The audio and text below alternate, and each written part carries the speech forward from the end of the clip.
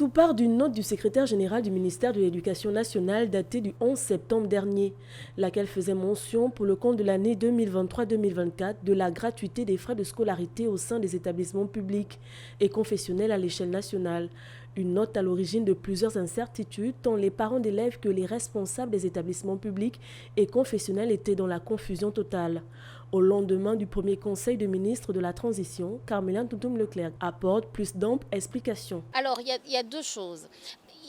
La décision qui a été prise par le président de CTRI, c'est la gratuité des frais d'inscription et de réinscription. Comme je vous le disais, ça concerne les établissements publics. Au niveau du confessionnel, uniquement les enfants qui ont été orientés par l'État. Ça, c'est une chose.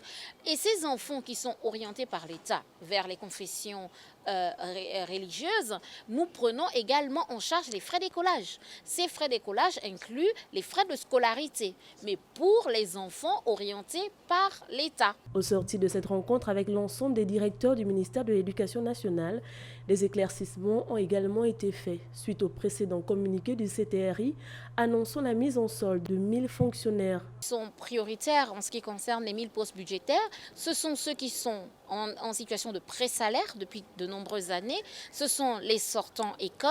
Ce sont quelques cas de recrutement direct, mais qui sont toujours en situation d'enseignement. Nous avons également une situation assez particulière pour les enseignants documentalistes qui, Après l'ensemble des directeurs, le ministre de l'Éducation nationale a également reçu les responsables des établissements confessionnels pour une mise au point sur la dette intérieure de son département auprès des partenaires.